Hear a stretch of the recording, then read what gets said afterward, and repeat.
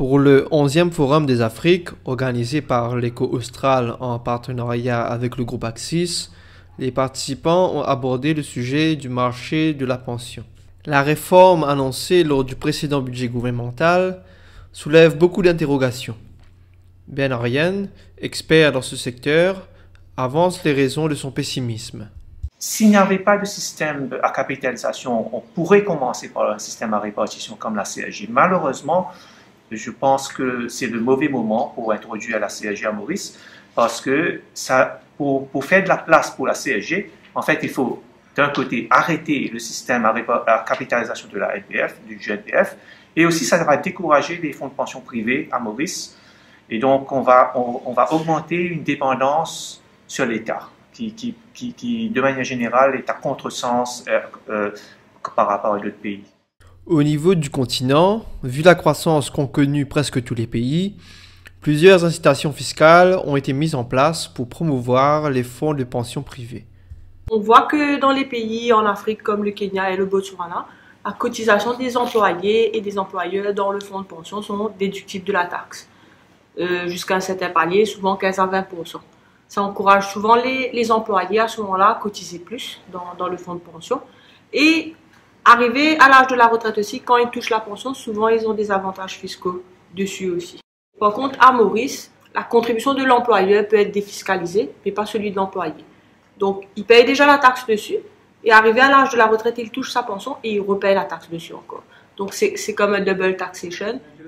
La démographie africaine et sa faible moyenne d'âge donnent des raisons pour être optimiste au sujet de la création de fonds de pension privés. Au niveau de l'Afrique, il y a beaucoup d'opportunités au niveau des fonds de pension. La population est jeune. Il y a aussi le fait que l'économie africaine se développe, mis à part ce Covid qui est venu s'interposer. Sinon, toutes les économies africaines sont sur une bonne pente montante. La classe moyenne se développe. Je dirais qu'au niveau du fonds de pension, il y a des opportunités en Afrique. J'ai aussi apprécié le niveau des fonds de pension à Maurice, qui sont développés, qui ont beaucoup d'opportunités à saisir au niveau de l'Afrique.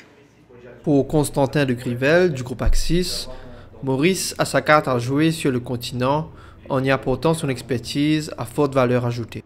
On ne va pas apprendre aux gens à faire leur métier sur la gestion de l'equity, des bonds, la gestion d'investissement, là où ils sont déjà très développés. Mais par contre, il y a peut-être un angle pour rajouter un peu de valeur, donc forcément amener de la valeur ajoutée.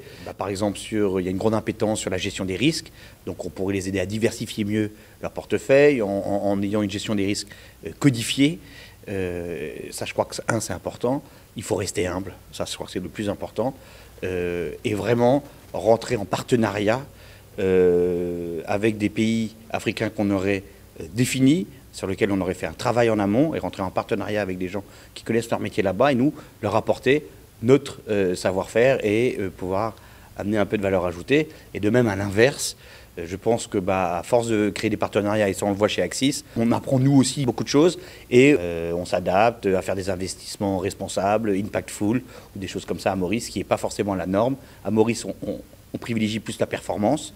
Dans les pays d'Afrique de l'Est qu'on connaît mieux, il y a une vraie appétit pour des impacts plus écologiques, sur l'emploi des femmes célibataires, par exemple, ou des choses comme ça. Peut-être qu'on pourrait l'amener aussi à Maurice, regarder un peu moins la performance et plus l'impact long terme qui amènerait forcément de la performance, mais avec une vision un peu plus long terme.